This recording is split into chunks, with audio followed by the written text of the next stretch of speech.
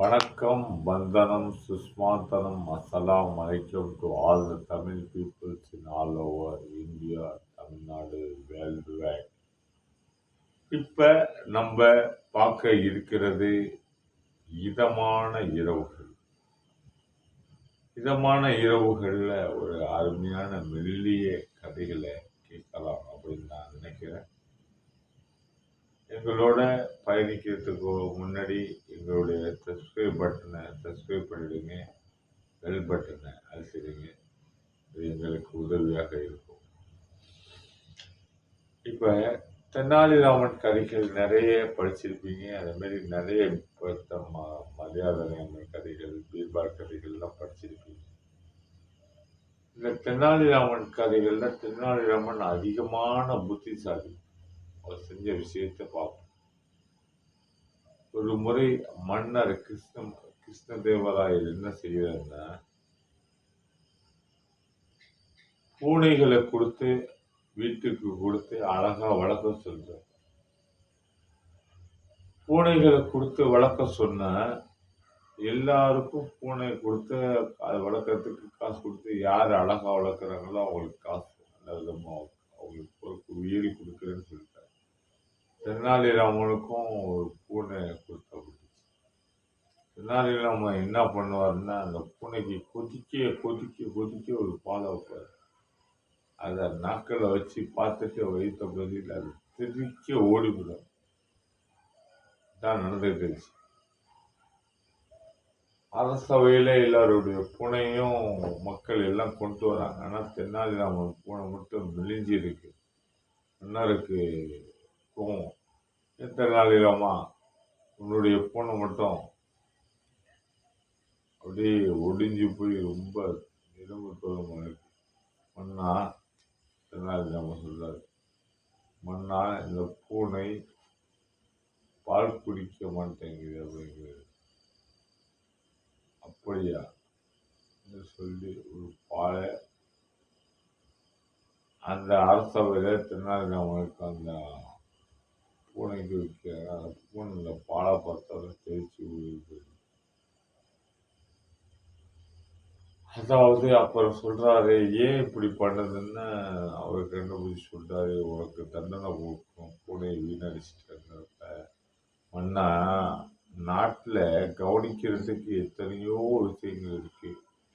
இதுல இந்த பூனையை கொடுத்து இதுல பால் வளர்த்து ஒரு அரசு நிதியில செய்யப்பா என்பதற்கு மன்னர் உணர்றாரு. தெனாலிராமன் நம்மளை புரிய வைக்கிறதுக்காக தான் இந்த பூனையை இப்படி பழக்கிட்டாருன்னு உணர்றாரு. இது ஒரு கதை. அடுத்ததா பார்த்தீங்கன்னா, மரியாதை ராமன் கதைகள் இருக்கு. இந்த மரியாதை ராமன் கதைகள்ல ஒரு அருமையான கதை. அவர் தீர்ப்பு சொல்றவர். அவருடைய தீர்ப்பு அருமையா இருக்கும். மரியாதை ராமன் ஒரு சின்ன பிரியாத்துல இருக்கப்ப 3 திருடர்கள் நிறைய சொத்துக்களை ஆட்டையை போட்டுட்டு வந்து திருடிட்டு வந்து ஒரு கிழவி, வயசான கிழவி, அவ தனிமையா இருக்கிறாங்க. அவங்கள்ட்ட ஒப்படைச்சிட்டு போயிடுறாங்க. நான் மட்டும் யாராவது வந்து திருப்பி கேட்டா மட்டும் அந்த பணம் முடிச்சு கூட அது வரைக்கும் யாராவது கொடுக்காத அப்படின்னு அந்த பாட்டிகிட்ட சொல்லிட்டு போயிடுறாங்க. ஒரு நாள் அதை அந்த கூட்டத்துல 3 பேர்ல ஒருத்தவங்க ஆட்டையை போட்டலான்னு பார்க்கறான். எல்லாரும் திரும்பி இருக்கிறப்ப எல்லாரும் திரும்பி வெளியில போறப்போ இவனுக்கு ஆசை எப்படியோ பணத்தை எடுக்கணும்னு. இவரு பொய் பிடிக்கிறதுக்கு புயல் வெண்சுருட்டை இருக்கிறப்ப தீப்பெட்டியை வச்சு விட்டு வந்துடுறாங்க.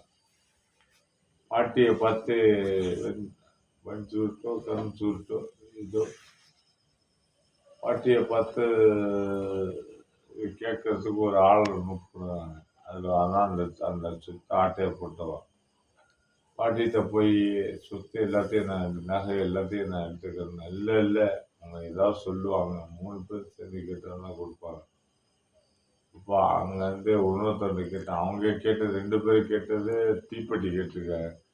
கொடுத்து அனுப்பவா அப்படின்னு கொடுத்து விடுன்னு சொல்லு அப்படின்னு கொடுத்து விடு அப்படிங்கிறேன். பாட்டி எல்லா நகையும் எடுத்து கொடுத்துருச்சு. எடுத்துக்கிட்டு அவங்க ஆளை இசுக்கி போய் போயிட்டான். அப்ப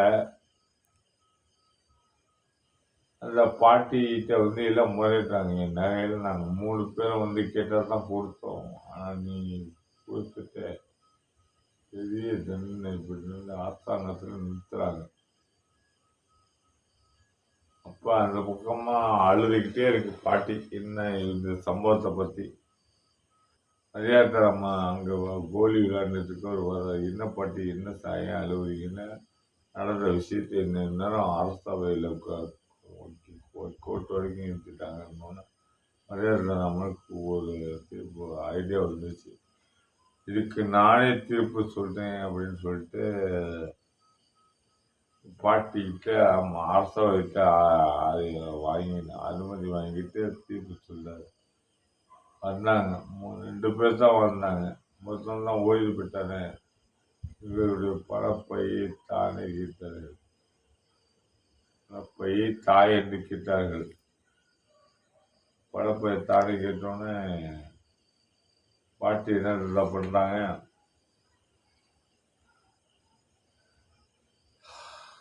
அது ஏற்கனவே இந்த ஒருத்தன் வாங்கிட்டு போயிட்டான் அப்படின்னு சொல்றாங்க.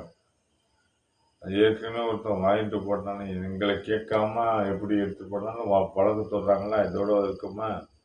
அப்போ மரியாதை ராமன்ட்ட தீர்ப்பு எழுதுற சூழ்நிலை வருது. அப்போ சொல்றாங்க, பொக்கான தீர்ப்பு இது யாரும் எதிர்பார்க்காம தீர்ப்பு மரியாதை ராம கொடுக்குறது எப்படின்னா,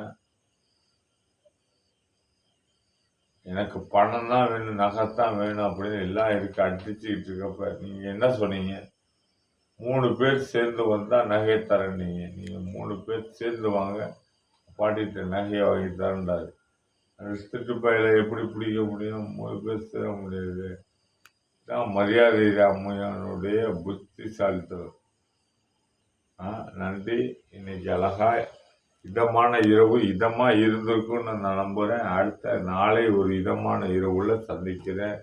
உங்களுக்கு வாய்ப்பு கூறி விடைபெறுவது நன்றி கூறி வாய்ப்பு கூறி நன்றி கூறி விடைபெறுவது உங்கள் முஜே சித்திக். வணக்கம். வந்தனும் சுஷ்மாந்தனம். அஸ்ஸலாமு அலைக்கும் to all Tamil peoples in India, all over Tamil Nadu, world wide. மறக்காம பெல் பட்டன் அனுப்புங்க, சப்ஸ்கிரைப் பண்ணுங்க, லைக் பண்ணுங்க. வணக்கம். வந்தனம்.